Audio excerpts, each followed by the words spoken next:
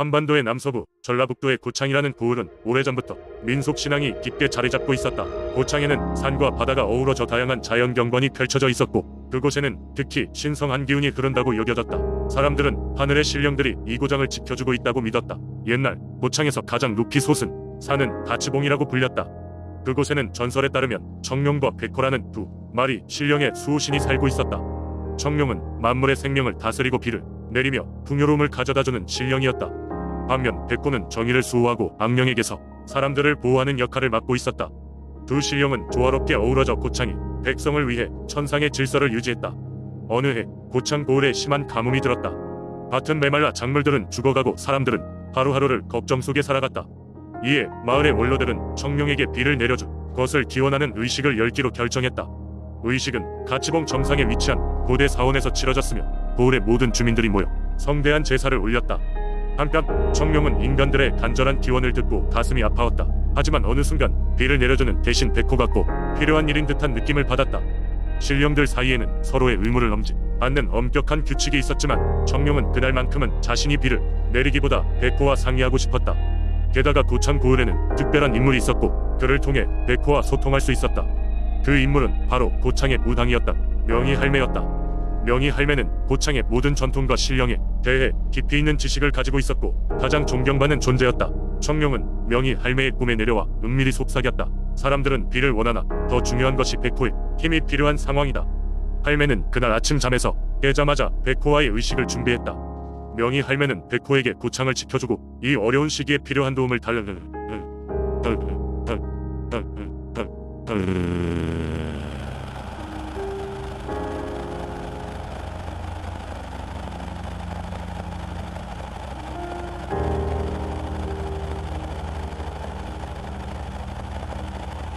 그런데 백호는 예상과 달리 자신이 떠날 준비를 하고 있었다. 지금 이 순간 너희에게는 용기의 축복이 필요하다. 나는 악령들이 도래할 징조를 보았다. 내가 자리를 비운 동안 너희 스스로 주어진 모든 것에 단화를 걸어야 한다. 라고 말하며 백호는 한동안 사람들 눈에 보이지 않게 되었다.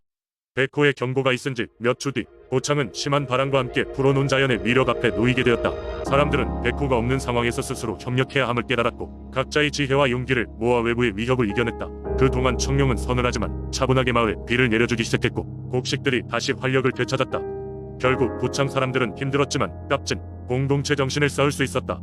백호는 돌아왔고 그제서야 사람들은 왜 청룡이 자신들이 원하던 즉각적인 비가 아닌 용기의 축복을 강조했는지 이해할 수 있었다. 사람들은 오랜 신뢰와 믿음 위에서 서로의 힘으로 극복해낼 수 있음을 깨달았던 것이다. 그 이후로 고창 사람들은 매년 청룡과 백호에게 봉헌하는 제사를 성대히 치르게 되었고 그 전설은 오늘날까지 사람들의 입에서 입으로 전해지고 있다. 신령이 있는 고창의 자연은 여전히 살아 숨쉬고 있으며 고창 사람들은 그들의 이야기를 통해 삶의 지혜를 배우고 있다. 두 번째 이야기. 옛날 옛적 푸르른 산과 풍요로운 농토로 유명한 문경이라는 작은 마을에 송덕이라는 영혼이 있었다. 그는 평생을 마을 사람들을 위해 헌신하며 살아온 지혜로운 노인이었다. 그의 삶은 많은 이들에게 감화와 신뢰를 주었으며 그의 집은 언제나 이웃과 여행자들로 붐볐다. 송덕 노인은 매일 아침 햇살과 함께 일어나 마을 앞 광장에서 명상하며 하루를 시작하곤 했다. 그가 명상할 때면 마을 사람들은 그를 찾아와 조언을 구하거나 그가 전해주는 따뜻한 차 한 잔을 마시며 담소를 나누었다. 그러나 어느 날 문경에 질병이 돌기 시작했다. 이 병은 너무나도 급작스레 퍼져 많은 이들이 병에 걸려 고통스러워하며 목숨을 잃어갔다. 사람들은 두려움에 휩싸여 집 밖에 나가는 것을 꺼리게 되었고 마을은 점점 쓸쓸해졌다. 절망적인 상황 속에서 송덕 노인은 마을 사람들에게 이렇게 말했다. 괜찮습니다. 저에게 시간이 필요합니다. 우리 마을을 지키는 방법을 찾아보겠소. 그는 밤이 되자 혼자 산속으로 들어갔다. 산속 깊은 곳에서 송덕 노인은 오래된 바위 앞에 무릎을 꿇고 명상을 시작했다. 그는 산의 정령들과 소통하며 마을을 지키는 방법을 찾기 위해 심령적 교감을 나누었다. 오랜 시간이 흐르고 해가 다시 뜨기 시작할 무렵 그는 깨달음을 얻었다. 산의 정령들은 송덕 노인에게 이 마을의 수호신이 되어달라는 요청을 했던 것이었다. 송덕은 이를 수락하며 자신을 희생하여 마을을 병마로부터 구원하기로 결심했다. 마을로 돌아온 송덕 노인은 마지막으로 마을 사람들에게 인사를 건넸다. 저는 이 마을을 사랑합니다. 그러니 너무 슬퍼하지 마세요. 이제부터 저는 산속에서 여러분을 늘 지킬 것입니다. 그리고 그는 다시 산속으로 사라졌다. 그가 떠난 후 놀랍게도 마을의 질병은 서서히 사라지기 시작했다. 문경 사람들은 송덕 할아버지를 전설로서 기억하며 그가 항상 마을을 지켜준다고 믿었다. 세월이 흐르고 문경에는 송덕 노인을 기리는 작은 사당이 세워졌다. 그 사당에서는 매년 음력 9월 9일이 되면 마을의 번영과 건강을 기원하는 제사가 지내졌다. 사람들은 그를 송덕 할아버지라 부르며 감사의 마음을 전했다. 마을의 어르신들은 아이들에게 항상의 이야기를 들려주며 인자의 중요성과 희생 정신을 일깨워 주었다. 송덕 할아버지는 그렇게 살아 생전보다 더 큰 존재가 되어 지금도 여전히 문경 사람들의 마음 속에 살아있는 수호신으로 남아있다. 세 번째 이야기, 한반도의 서쪽 보석같이 흩어져 있는 1004개의 섬들 중에서도 신안은 자주 이야기를 나누는 주제입니다. 이곳은 환상적인 경치뿐 아니라 풍요로운 해양 문화를 가지고 있으며 그 중심에는 독특한 민속 신앙이 자리하고 있습니다.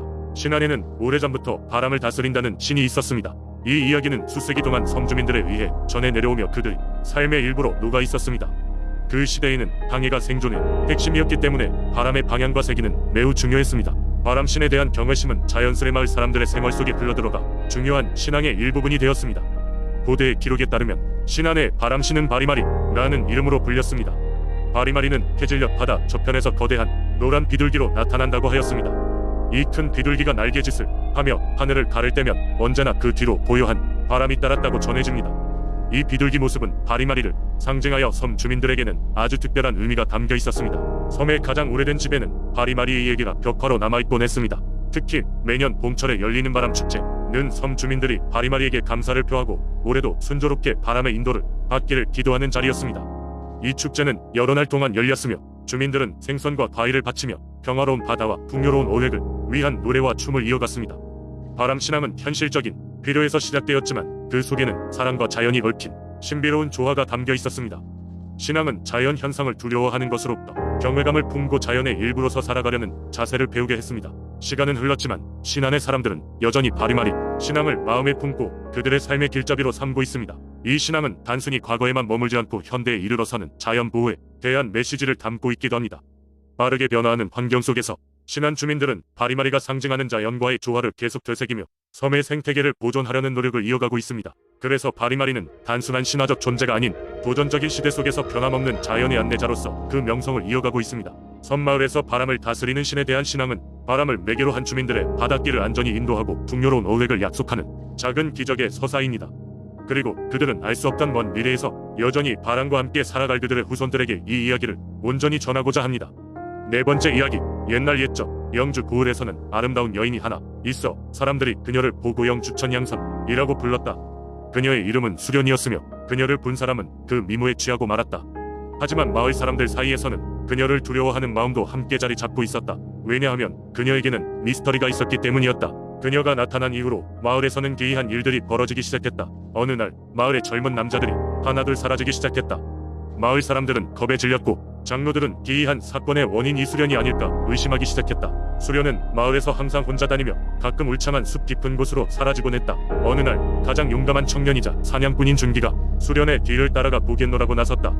준기는 일몰 이후 수련을 멀리서 조심스럽게 따라갔고 그녀가 숲속의 작은 오두막으로 들어가는 것을 목격했다. 그는 오두막의 창문 사이로 안을 엿보았다. 그곳에서 그는 두 눈을 의심케 하는 장면을 보았다. 수련이 그곳에서 여우로 변신하는 것이 아닌가. 창백해진 얼굴로 뒤로 발걸음을 돌린 순간 우연히 발끝에 걸려 넘어지며 소리를 내고 말았다. 그 소리에 놀란 수련은 준기를 발견하고 그를 향해 날카롭게 외쳤다. 내 정체를 알았으니 그냥 보낼 수는 없겠군. 수련은 다시 온순한 모습으로 변하며 준기에게 다가갔다. 수련은 준기에게 진실을 털어놓았다. 그녀는 구미호였으며 인간과 평화롭게 지내기를 원했지만 500년을 살아야만 인간으로 변할 수 있는 운명이었다. 하지만 그 과정에서 인간 일고기와 간을 먹어야 했으며 그러한 행위 역시도 인간 일모습으로 여러 해를 보낼 수 있었던 것은 그녀가 사람의 목숨을 앗아가는 대신 그들과 친구가 되며 인간 의정을 얻어내는 방법을 선택했기 때문이라고 설명했다. 준기는 잔혹한 진실을 들으며 혼란스러웠지만 수련의 진심을 눈치채고 그녀를 이해하기로 결심했다. 그는 마을의 사람들에게 구미호의 비밀을 지키겠노라 약속하며 수련의 욕망을 충족시킬 수 있는 다른 방법을 함께 찾기로 결심했다.